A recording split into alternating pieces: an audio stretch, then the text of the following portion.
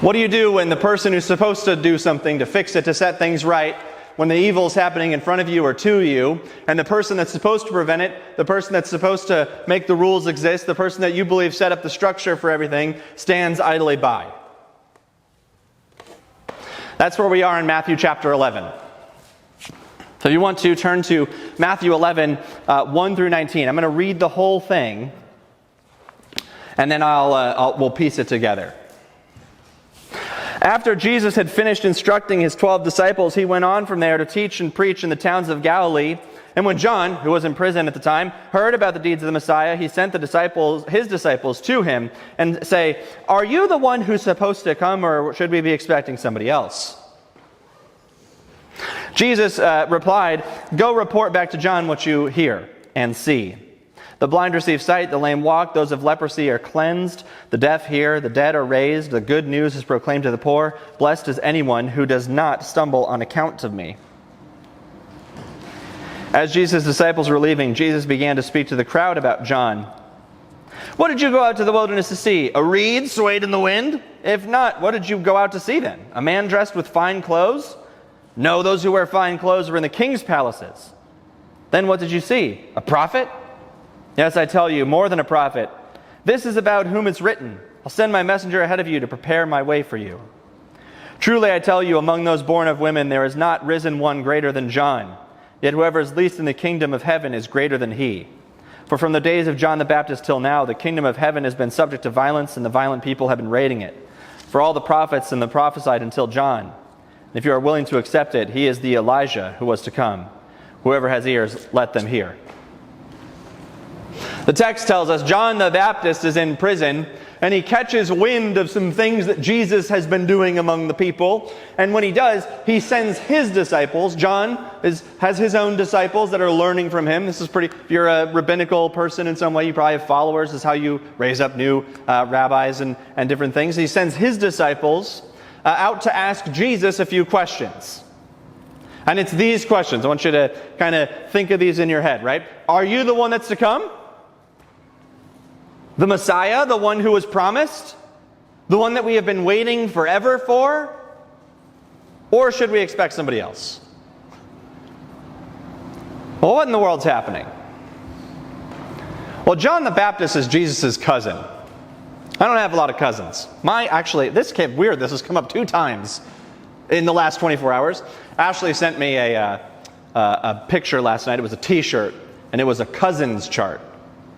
So this is you, your parents, these are what cousins, these are what first cousins, these are what second cousins are, this is what once removed means, and it's this whole chart. Because I have basically none of those things. I have no idea how those work. I have 3 cousins, they live in Alaska. It's a long way up there. I've never met them before. And so I don't understand how cousins work. That came up. Then AJ this morning said, "Hey, does your cousin work at Parkview?" And I said, "I don't have any cousins." And he said, "Your niece then?" And I said, "Yeah." So she works there. Weird, it's come up 2 times. But John is Jesus' cousin. He's been raised in a family that's pretty well acquainted with the promise of God to Mary. Elizabeth, right, hangs out with Mary and even recognizes the baby, if you remember back to Christmas. He's grown up believing that Jesus, in fact, was exactly the person that would fulfill these prophecies of Israel. This is the household John is raised into. John lives in the desert. Some sort of way is to remind Israelites that just as when they wandered in the desert for so long as a time of growth and waiting for the promised land, there are still promises that God will fulfill but hasn't yet. This is this little symbolism of John. He says consistently all throughout his ministry that there is a kingdom that's going to come. And a person is going to come and bring it. And he's clear about the fact that he's not that person that's going to bring it. But there is someone coming just after him that will. This is how his entire ministry has been. He's grown up in this feeling. He's taught about it. He's living in the desert. He's eating locusts and all sorts of wild things. There's honey in his beard. This is what he's been doing. And then Jesus shows up to be baptized. And John says, "I baptize with water, but the one coming behind me will baptize with fire, who will not just preach a baptism of repentance as I do, but will cleanse the impurities, who will take away injustice, who will finally balance the scales so that we're the people of God that are being crushed now. They'll be the ones being crushed that are persecuting us. They'll be the ones that will bear it up and bear under, and the Messiah will be able to lift all of these things. And so Jesus comes to be baptized, and the Father, right, seems to confirm everything John's been hinting at this moment. There's the clouds split open. You've seen Monty Python and the Holy Grail, right? The clouds split open, and God says, "This is my Son, with whom I'm well pleased." And a dove descends down representing the Spirit, and it seems like a really neat theology that John has delivered, a really neat confirmation, pretty clear for what he's been saying in the baptism. He's grown up with it. He said, hey, this is what's going to happen. Jesus comes along, he gets baptized, God speaks, a dove comes down. Doesn't it feel like a good little, John's got it. You with me? He's got this all figured out. And yet 8 chapters later, John's in prison. And he's doubting. Whether the doubt came all at once or whether they were deposited, like just little bits at a time, over time, pretty soon before you know it, it's a big mound that's been put up there. And he asked this question of Jesus. Essentially, after having affirmed and believed, grown up in, and prepared the way for Jesus to function as the Messiah, he sees what Jesus is up to, and he finds it a little lacking. So he sends his disciples to Jesus with the question, are you the guy? It's like, are you really him? What's underneath that question, really? Is this all you got? This is it? This is it. The Pharisees are self-righteous bigots. They're still in power.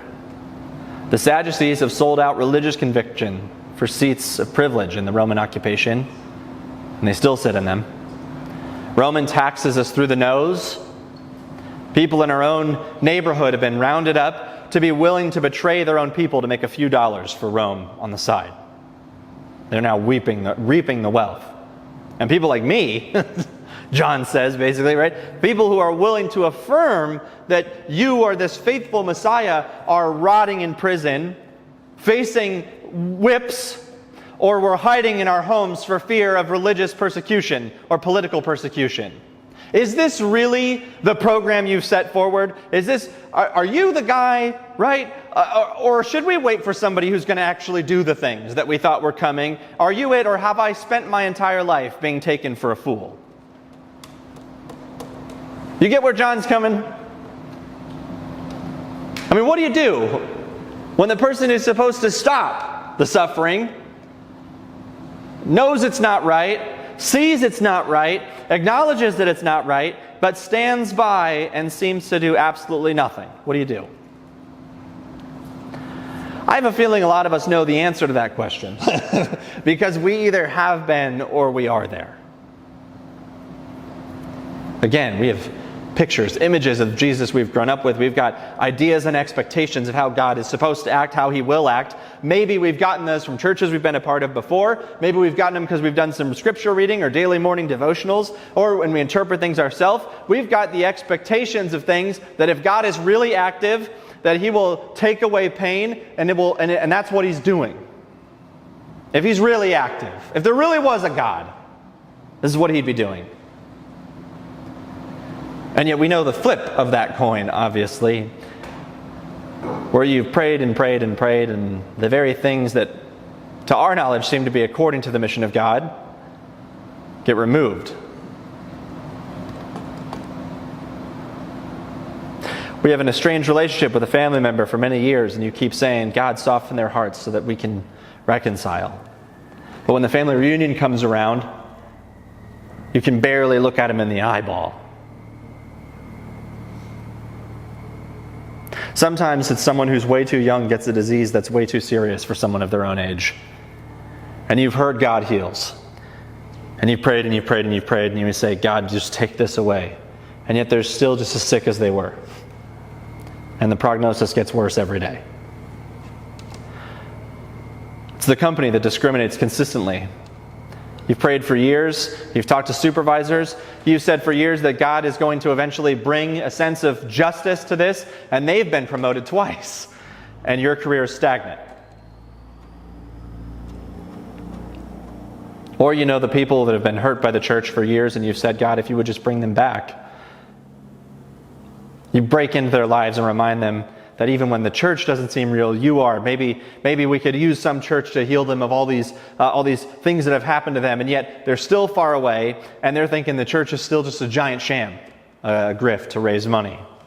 You used to believe things that you heard in church. You used to do it, and you've come for years wondering, sitting in the pews, right? Am I the only person? Am I the only one who used to believe these things that we affirm and we sing about and we pray about? And you've asked God to show up, and maybe you show up and you feel like an imposter in the chair. You're wondering why maybe God hasn't rung your number in a while. These are the things that I think about. That if God were really active in our lives, how would He act in these situations? He's all about taking away. And what makes it harder sometimes is that people try to answer these scenarios with advice that you couldn't even fit in a Hallmark card. They say things like, God answers prayers. That's fun, isn't it? That's a good one. God is good. And you know they're true. Well, maybe you just want Him to be true. I've sat in pews like that. If you're thinking it, I'm there with you sometimes. Because part of me wonders if the reason that people say those things is just so that they can put a little bit of psychological distance between themselves and the problems that they don't have solutions for. Maybe your problem reminds them that they are too vulnerable to the suffering that you're going through. It's too much to take on. And you wonder if they're just saying things, they don't have to draw conclusions enough to feel pain. Because it feels like you've been praying, asking God for years to give you the bread that you deserve for that day, and instead of bread, you get a lump of coal. You get a stone. So like David in the Psalms, you ask, how long, O Lord? And with John the Baptist, you ask the same thing. Should I be expecting somebody else? The answer that John gets is as mystifying as the question, really. Jesus says to John's disciples, He says, I want you to go back, and I want you to tell John what you see and what you hear. The blind receive sight, the lame walk, those with leprosy are cleansed, the deaf hear, the dead are raised. The good news is proclaimed to the poor. The text literally says, blessed is anyone who is not scandalized on account of me. Now, Jesus is actually quoting from Isaiah 35, verses 5 through 7. So if you want, flip, I got a bookmark there, flip over here, Isaiah 35, 5 through 7. He's quoting right out of here. He says, then the eyes of the blind will be opened, the ears of the deaf unstopped, then the lame will leap like a deer, and the mute tongues shout for joy. The water will gush forth on the wilderness and streams in the desert. The burning sand will become a pool, and the thirsty ground bubbling springs. In the haunts where the jackals once lay, grass, reeds, and papyrus will now grow. He's quoting out of this little section of Isaiah. John is very familiar with this little passage here. He probably learned it as he went through, we'll call it Sunday school, even though that's not, it's Bet Sefer? Can't remember now. Little kid Sunday school for little Jewish boys. And he notices that Jesus actually leaves out the part that John was looking for. He leaves out the little bit in there that John really wanted. John was looking for the evidence that Jesus was the Messiah. And Jesus starts in verse 5 there of Isaiah, but if he just backs up two verses at 3-4, Jesus leaves out what John was hoping he would say, which is, strengthen the feeble hands, steady the knees that give way. Say to those with fearful hearts, be strong, do not fear, your God will come, and He will come with a vengeance. With divine retribution, He will come and rescue you. Jesus leaves out the part about vengeance and retribution from that little passage from Isaiah. He's the Messiah, but He's not who John thought He was going to be. John thought Jesus was coming to cleanse house, put things in order for the people of God, but Jesus comes in and wicked things are still happening. Evil people are still succeeding. Vindication and justice and setting things right is what John expected. It doesn't come at the time that John thought it would. He said, this is going to happen. That finally, the people who are oppressed, they're going to get what's coming to them. Because the judgment that John expected Jesus to give is in fact the one that Jesus receives. John keeps thinking that Jesus has finally come to say, no, no. To be the no of God. Everyone, this is what John, he wanted him to be the no of God. Just give me a no of God. He wanted him to be the no of God. Enough is enough, right? God says no. And yet, all of God's no's fall on Jesus. So that all of the yeses can finally fall on us. Instead of driving out the people and the injustices that John thought he would drive out, Jesus lays down his own life so that the way of holiness that Isaiah talks about could even be made possible. Even for the self-righteous, wicked sellouts. And yet, they were then, and here we are now, right? Things in the world that grieve God's heart, that it doesn't make right until the end of time. After having given even the wicked, the self-righteous, the sellouts, a way to be made new. We don't get to hear how John particularly received Jesus' words when his disciples reported back. And I wonder what he would have said, because the injustice doesn't stop and the sellout is still prospered. And yet Jesus says to John a pretty unsatisfactory answer. Instead of saying, yeah, I'm the guy, or no, keep waiting, sorry, I got mixed up there. He tells him the blind will see, the lame walk, the deaf hear. And John, I know that's not what you expected, but that's the answer, that's enough. In the midst of the injustice, I'm still opening up a way of holiness where even those people in situations that you wish were judged could see it. And you may not get to see the end of that in your lifetime. I sit in tension with John quite often, and I'm probably not the only person who would say, I'm sitting in a tension with John similarly at points in my life. There's something that I know isn't right. We know it's not right. People around us, they can see it, and they know it's not right either. Even the people that aren't even rooting for us, right, can see it's not right, and they know it's not right, and we have prayed about it. We did a fundraiser about it. We had a big prayer circle about it. We gathered people in. We got at the pole outside of schools, and all the children gathered around, and we prayed outside the schools at the flagpole. Everyone can see this is a major problem. We've asked God to do something about it. So we sit in church maybe months later where nothing has changed, and we wonder that the God that has promised things to us, the God that heals, the God that cleanses, the God that is just, the God that is good, the one that we prayed to, and we've been expecting it. Should nothing's happened, are we waiting for somebody else to solve this problem? The word that God gives us from John this morning is found in Jesus' way of fulfilling the prophecy that John remembered. He says, the blind will regain their sight, the lame will walk, the sick healed, the lepers are cleansed, and the way of holiness is open. For us to walk when God doesn't take away everything that's wrong, He makes possible everything that is right. The people who follow Jesus don't always get out of the suffering. John dies 2 chapters later. Spoiler alert, he's beheaded by one of those unjust rulers who seems to be prospering. Jesus doesn't cause the suffering, but even in the suffering, Jesus is present, opening a way of holiness so that we can walk after Him. The invitation of God this morning is the same as the one that Jesus gives John's disciples. Lamenting injustice. To know that things are not yet right. And yet in the middle of all of that, walking the right way. I think it means that when someone has wronged you, who's bad-mouthed, Maybe they've mad-mouthed all over town, that is frustrated and made attempts to fool you, faces a loss in their family. You're the one that shows up with the hot meal and an encouraging word. That even when your prayers are not being answered, you pray for the healing of others and do your best to celebrate when it happens for them.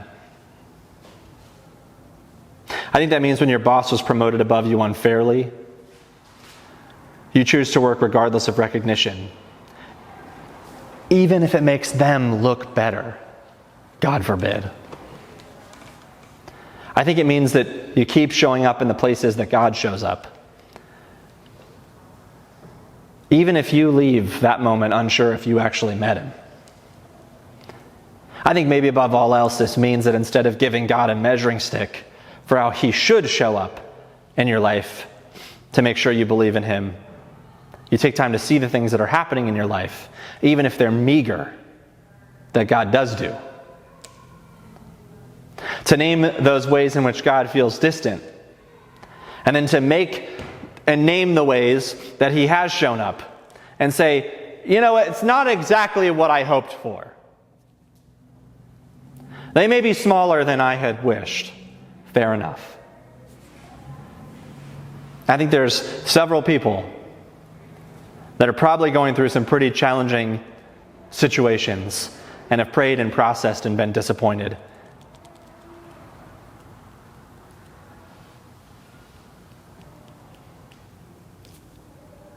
I'm changing something in my head, sorry.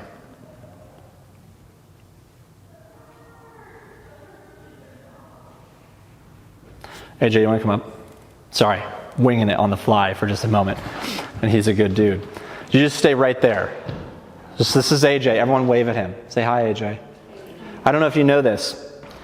How many of you have heard AJ say more than 5 total words in his entire existence? Right? He's a quiet guy. Sorry, I'm going to put you on the spot, AJ.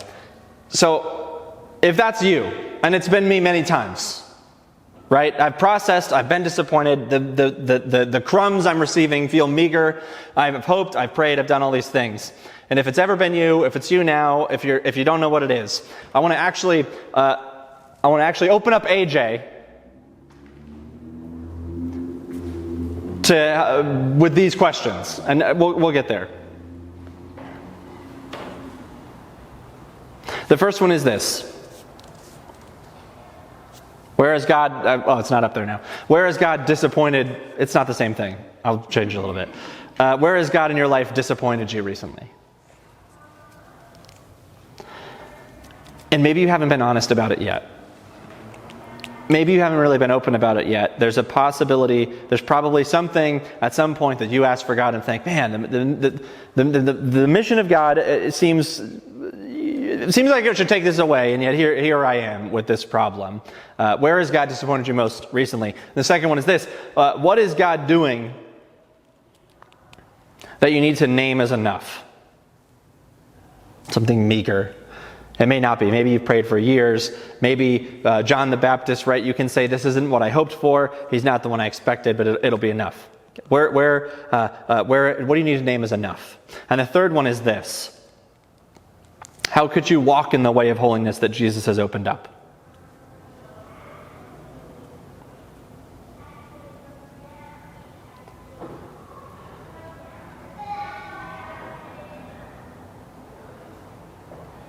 So those 3. I'm adjusting on the fly. Where has God disappointed you? What's God doing that needs to be named as enough? And how can you walk more on the way?